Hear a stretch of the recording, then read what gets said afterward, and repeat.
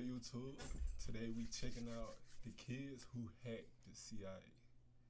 Now, in hindsight, that seems very stupid because when I think of CIA, I think of like very smart, got skills, smart, all that. Like the CIA don't like stand for Central Intelligence Agency. That's so if you hack the CIA, wouldn't you think that they would like trace it back to you? But you know what? I ain't even finna waste no time. This video was made by Fern, F-E-R-N. Yeah, go check them out. Original link gonna be in the description. And let's see what they're talking about.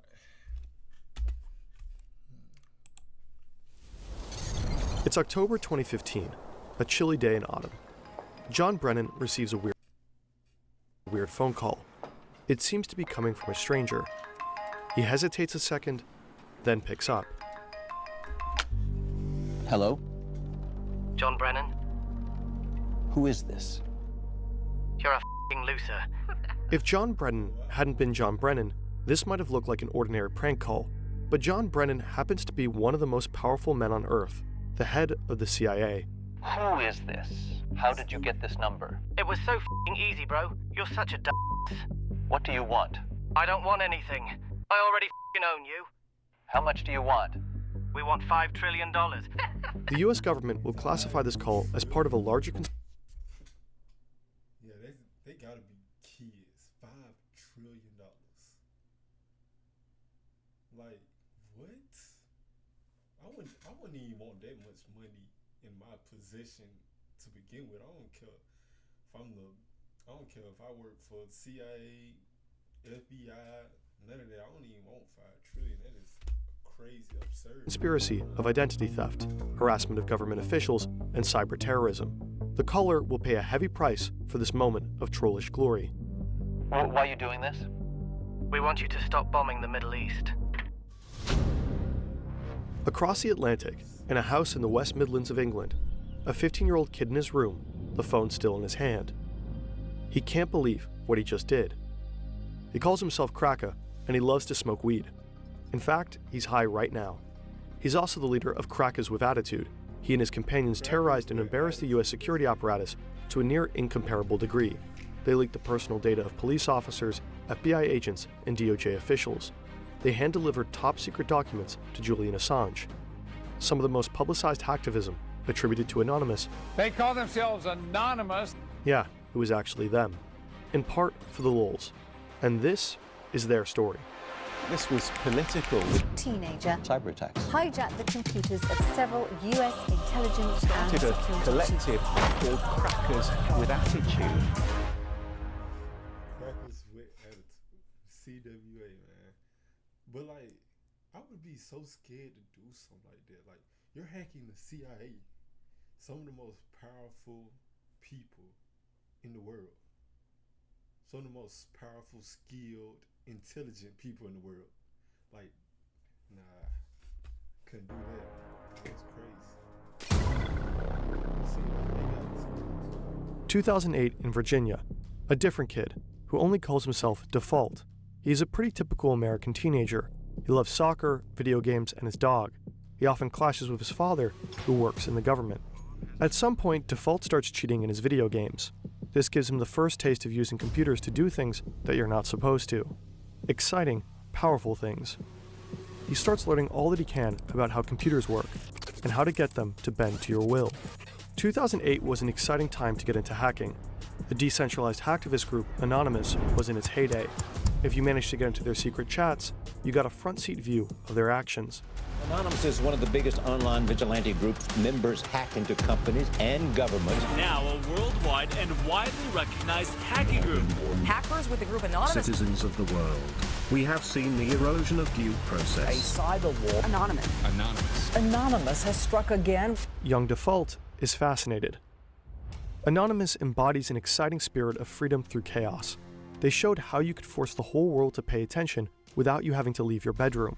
Some Anonymous actions are political, some are just trolling. And Default, after tasting this very new kind of power, is keen to learn everything he can about hacking. He starts to hack random websites just for the challenge of it. just to see if he can. But after hanging around Anonymous's chats for a while, he starts to find the group, well, cringe. For one thing, it's crawling with feds. People are getting arrested, and it's tough to know who to trust. Anonymous has become so big that vetting people becomes difficult. There's tons of infighting and doxing.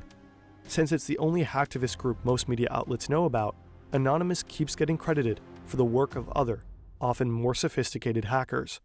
It's a mess. So Default gets involved with... If you're a hacker, wouldn't you want to still be like in the unless you want to get public notoriety? Unless you want to get that, wouldn't you still just want to be like anonymous to everything? So even though like okay, they getting credit for your work, it's like they getting blamed for it. While you still like in the wind, you still undercover, you still incognito. So with offshoot hacker groups, one of them called AnonSec. The group positions itself as anti-anonymous. But similar to Anonymous, AnonSec performs operations, hacking initiatives that sometimes have a political purpose, and sometimes are just, as one might say in 2008, for the lols. I hated recording that. AnonSec is quite advanced, and Default gets better and better at the game. The group controls a botnet. A botnet is essentially a large pack of infected computers under someone's control. You can use those computers to further spread malware across the internet to make the botnet larger and larger. Or you could, for example, attack a server with it in order to overload it. Default is tapping around AnonSec's botnet and gets curious about what computers they've actually gotten under their control. He finds that one is a server of the Canadian Medical School, Windsor University. Suddenly, Default finds himself with direct access to the university's finances. He pulls up records of students who owe the school money. It all adds up to $9.4 million. And at the bottom of the list, something very tempting. A delete all button. How could he not push it? These people might, really enjoy having their slate wiped clean, as it were. If you look, some of them owe a substantial amount of money, like $70,000. I think some people owed upwards of over $100,000. It's a lot of money. You know what I'm saying? It's just like perpetual debt that sometimes it just lasts for decades. So, just deleted everything. I went into the PHP shell and just sent everything to dev null and just shredded it. So whatever I sent there is just not coming back. This is from the podcast Darknet Diaries. Okay, so he got rid of people dead, but it's that's not a bad thing. It's like a Robin Hood type of act. If you could explain it like Robin Hood, but I mean it's not bad. It's also kind of like, you know what I'm saying, crazy that he went in and did that. Now they're gonna be on him or trying to figure out what happened, who did it. You feel me? But I mean, it's not bad. They have a fantastic episode with Default. Of course, this story poses some questions. We tried asking the university if the debt stayed deleted. They did not answer. But usually student loans have multiple on and offline and offsite backups. There should be hard copies of the student's signed loan agreements. However, Default feels like he's really doing something at the time. There is a certain rush to committing a crime when it feels like doing the right thing. Other hackers might have used the sensitive student information to make a profit. There's actually a shadow industry worth billions surrounding our most sensitive data. So-called data brokers gather all the info available about us on the internet, your contact information, browsing history, and online transactions. This data is often bundled into shadow profiles, which are then being sold. You might receive a tailored mail or a robocall based on your shadow profile. In the worst case, someone might try to steal your identity. Incogni helps you remove your data from the numerous lists of data brokers. The only thing you have to do is create an account and allow Incogni to act on your behalf. Afterwards, you can easily track the status when sharing personal information anywhere. By trying out Incogni, you're actively supporting our channel. More and more of Default's hacks are motivated by altruism rather than just curiosity. As recently as 2014, bestiality was legal in Denmark. Other European countries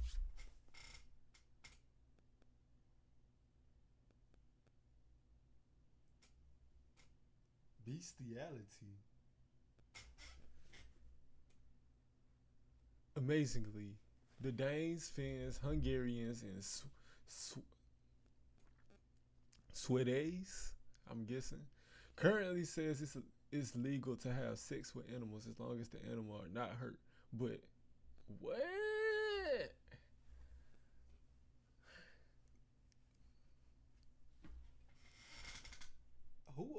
Why would you even want to do that though? Like, I know it's weird people out there that like enjoy that stuff, but it's like, bro, like, keep that illegal, bro. Like, I'm just going. Germany, the UK, Sweden had recently banned it. What this meant for Denmark was an increase in animal sex tourism. For years, Danish animal rights activists tried to bring attention to this. They called them dog brothels. So sick. It's so crazy. And I had a dog, so that really pissed me off just thinking about the fact, what if someone took my dog and that happened to my dog? I would freak out. So, as Default describes it, he and other anon sec hackers lend their technical skills to the animal rights movement.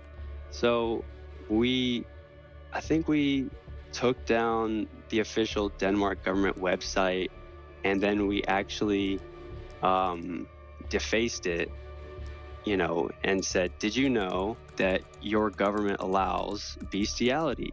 And there's bestiality dens where people can go and pay money to do these things to animals. And most of them are like people's pets. They shut down bestiality websites via DDoS attacks and tweet evidence. And most of them are people's pets. Like, they take people pets and they do that to them, or do the people like sign something and then they have they pet, you know what I'm saying, for money? Of sexually mistreated animals. The information reverberates around the world and is widely condemned. Anonymous gets credit for anon sex actions, which deeply annoys Default. But it works. In part due to the hacks, more people know about Danish dog brothels. They talk about them online. And something I've noticed so far, like, he's not doing anything bad with his hacking skills. Like, he doing things that he feel like are right. You feel me? But like at the same time, it's still like, illegal to tamper with government and CIA things. Like, it's still protest them until the case winds up in Parliament. In April 2015, Denmark finally bans bestiality. While Default is leveling up as a hacker, he also becomes an early adopter of crypto. He accumulates a significant amount of Bitcoin, more than 1,000. This would amount to a lot of money today, somewhere around $40 million US. He keeps these Bitcoins on a hard drive in his room. He also knows he's making powerful enemies, so he gets a bit paranoid, a bit fanatical with his OPSEC. He never logs into his own Wi-Fi, for one. He uses a satellite dish to log into a free Dairy Queen Wi-Fi half a mile away. He's always connecting through a Tor node. Every time he turns off his devices, he makes sure they're encrypted. When he turns them back on, he has to wait 30 minutes for them to decrypt. For the most part, he never tells anybody what he is doing. He knows he has a lot to lose. Ultimately, it won't be enough.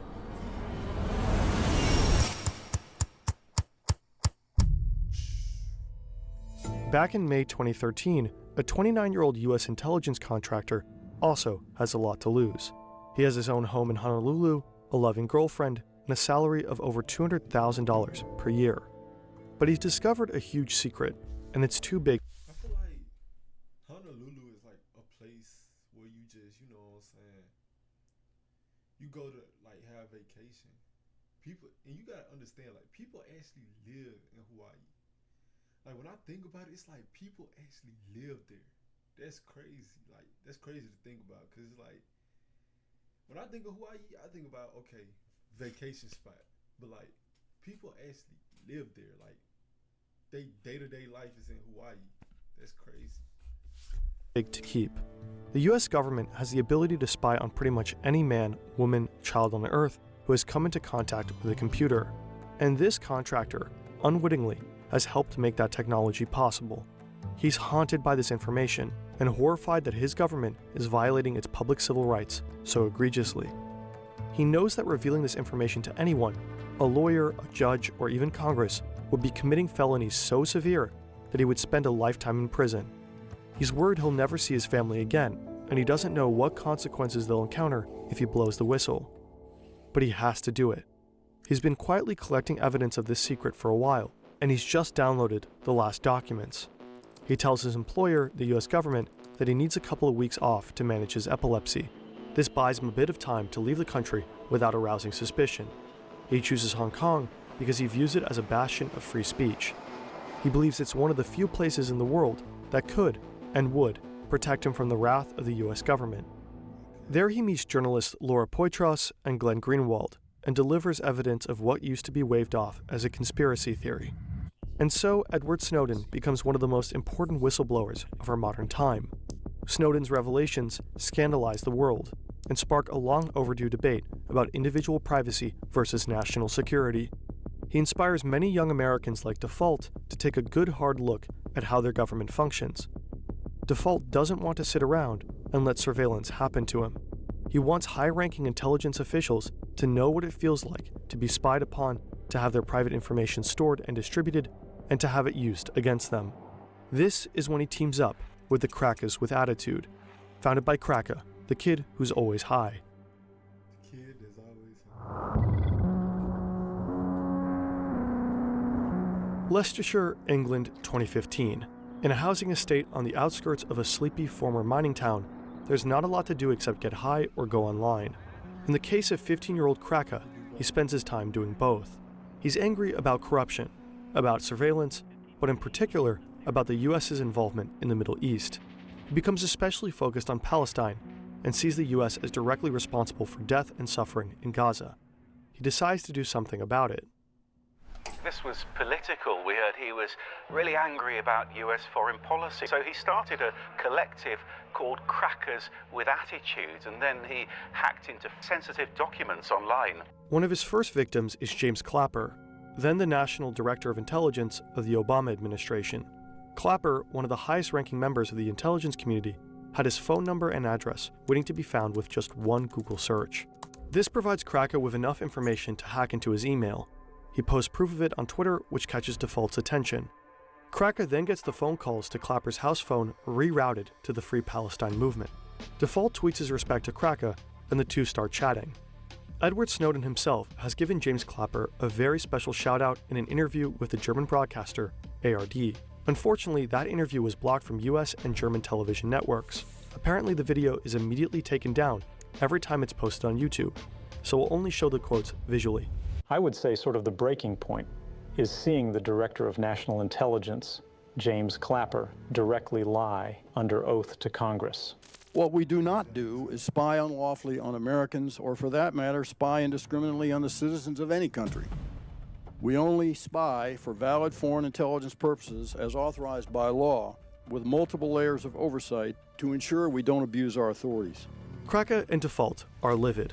Kraka and other hackers loosely connected with CWA team up to target more high-ranking members of the intelligence community.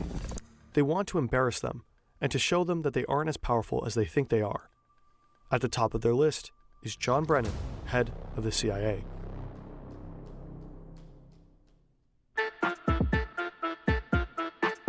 Brennan, like Clapper, has enough information online that he basically doxes himself. Kraka looks up his publicly posted phone number and finds out it's a Verizon number. He calls up Verizon's internal tech support and pretends to be an on-site technician who's having trouble helping a customer on site. Tech support asks Kraka for his employee code, and he just makes one up on the spot. It works. The support technician provides Kraka with access, and suddenly he has the account number, the PIN, and John Brennan's private email address. If you have just enough information on someone, pieced together from different sources, say their address and last 4 digits of their social security number, you can easily change the passwords on all kinds of accounts and take it over. And that's exactly what Kraka does with Brennan's AOL account. Once he's in the email account, Kraka gets Brennan's private cell number and shares it with Default. And so they start spam calling the director of the CIA, relentlessly calling him and his family. I told him he was a piece of shit. Basically, like, y'all are awful people. Like, really. Like, you're not doing any net positive things for the world. You're just not. John Brennan is freaked out. Sure, the calls are little more than a prank, but how could he know that? At the time, nobody knew who was behind the calls, or what their intentions were. Brennan has to lay low for a while in hiding, with extra security details for himself and his family. At the same time, Kraka's breach into Brennan's email gives him access to sensitive documents. Kraka first posts screenshots on Twitter, but then, egged on by Default, and maybe asking himself, what would Snowden do, he decides to hit up WikiLeaks. Julian Assange himself takes interest. He publishes the documents in October 2015. They include Brennan's 47-page SF-86 application, a sensitive form required for obtaining top-secret government security clearance. The form reveals his criminal history, psychological records, past drug abuse, and other details nobody would want about themselves online. Not only that, from Brennan's emails, WikiLeaks publishes Bush-era recommendations for how the presidency should operate in the Middle East. There's also an internal congressional correspondence from the Senate Select Committee on Intelligence that offered suggestions on how to make future interrogation methods, also known as torture, compliant and legal. The breach cost the agency $1.5 million in damages and relocation costs, as several operatives went into hiding before they knew that there was basically no threat level. Above all, it was widely embarrassing. Hacking into Brennan's email was laughably easy. This is true, and it's true that you guys have actually broken into his private email account. How difficult would you say it is? You mean out of 10? Sure, out of 10. 1. 1. It's a lot of, I guess, private information, really. He's pretty stupid, really. He's supposed to be so high in the government, like head of CIA, then he should be a bit more clever. Can you give us any indication of your background? I mean, how old you are? Are you in the United States? I mean, anything you can tell me about yourself? Hey, she's trying to get him. She's trying to get him. That's how you get him right there. But he ain't finna give up his age or how old he is or what ethnicity, where he's at in the United States. Like, he not finna say what state. Like, come on now, he's a hacker. Hey, she trying to get him right there, man. He slipped up one time and it's over with. Yeah, I'm below the age of 20 years old. I smoke pot, and I live in America. And you smoke pot? All day, every day. We wonder what John Brennan must have thought, while undoubtedly watching this in his relocation house. What fury must have built up inside him. The CWA aren't done. They release more and more information. With control over Clapper's and other operatives' accounts, it's even easier to get people to give up information to in turn access further accounts and databases. They gain access to FBI's Deputy Director Mark Giuliano's account. There, they discover a database with personal information of 9,000 Department of Justice officials and 20,000 FBI agents. They post it. They then get access to the Justice Department's Joint Automated Booking System, which has records on all U.S. prisoners. They check out the records of fellow hackers like Jeremy Hammond and post those online as well. They wreak havoc and embarrass one institution after another. Did these kids really think that they were going to get away with it? At the time, I really didn't care. I just that was towards the end of the run and was just like, all bets are off. You know, I'd gone all the way down the rabbit hole. I just become very disillusioned with people's complacency and their lack of care for what was going on. So it's like, we're going to bring attention to this with like chaos and mayhem.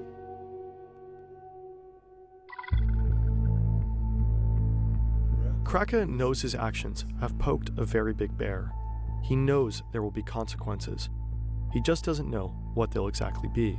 I'm going to go to Russia and deal with Snowden because I know that the government are pretty mad about this. I'm probably going to get tortured. I'm actually a pretty fast runner. Default is paranoid the whole time, constantly worried about his OPSEC. But he let his guard down. Default became involved with an ex-girlfriend of one of his friends. According to him, he asked his friend in advance if it's okay with him. The friend says sure, go for it. He's way over it. But he isn't. Default and his friend are hanging out one night, drinking and chatting over Xbox Live. I slip up for the first time ever, being arrogant and cocky. It comes on the news, CIA director hacked, blah, blah, blah, all this stuff. And I'm like, yeah, that was us, blah, blah. I was like drunk talking and just totally like gave myself away. He never thought his friend would do anything with that information. Hell, Right. That's your friend. That's your friend. That's crazy, bro. Even then, bro, if you hacking, bro, like I ain't never been no hacker. I don't no plan on being no hacker, no plan on hacking nothing. But it's like, if you my friend, and I got this crucial piece of evidence, and I share it with you, and you go snitch. Oh nah, bro. That's crazy. Supposed to be my homie, my dog, bro. You go. He didn't even think his friend would necessarily believe him. But today, Default is pretty sure this friend turned him in. When the FBI raids you, they don't knock politely.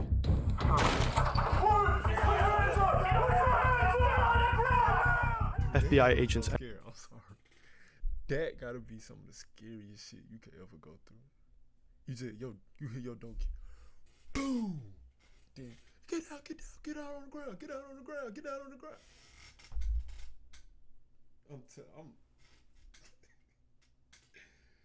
I would, like, when I first hear doom, doom, boom, I wouldn't even think FBI or like any of that. Like, they finna raid me. I'm thinking like, oh snap, I'm getting my house broken into. Nah. Unless, but I'm pretty sure they announced they said, they be like, FBI, open up. Get out of the ground.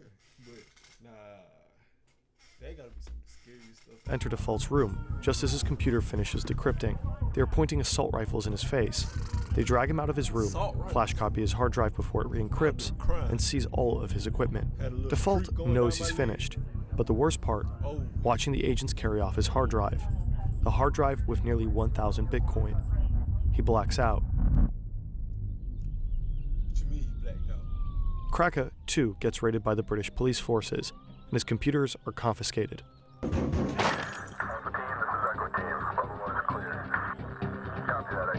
One other CWA member gets arrested in the US, and 3 more in the UK. Since Kraka was underage and in the United Kingdom, he got a lenient sentence. He spent 2 years in a juvenile detention center. He was the first minor in the UK to be imprisoned for hacking. Today, he's keeping his head down and is done with crime.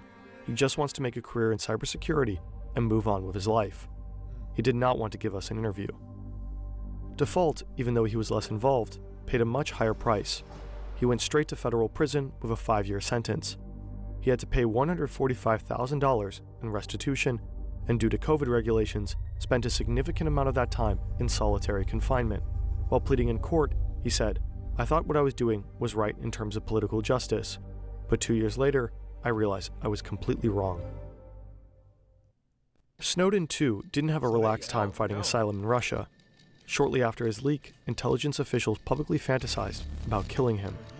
Whether you're a principled whistleblower who truly understands the significance of what you're leaking, or a stone teen furious at the world's injustices, messing with the US government will change the course of your life forever. So make sure it's worth it. In December 2023, the Biden administration renewed a very controversial surveillance program. The act allows the administration to spy on anyone in the world without warrant, including its own citizens. It includes a vast database of electronic communications. It's supposed to be accessed only when there's a legitimate reason to believe it will assist intelligence operations. But a US court ruling in 2023 found that the FBI has already misused this database 278,000 times.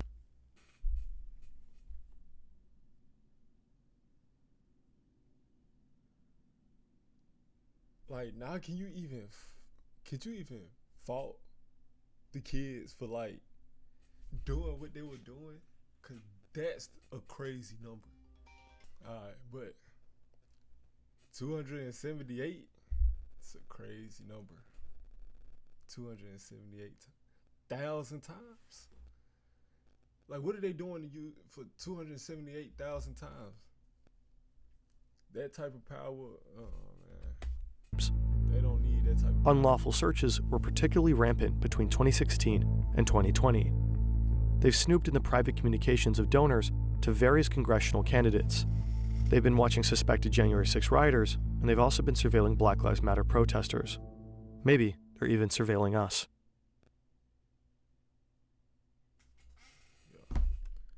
That was There's a way to make an entrance.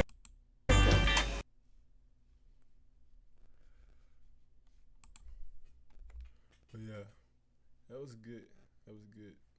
Video, that's crazy. I'm still thinking about 278,000 times. Like, what is you using that?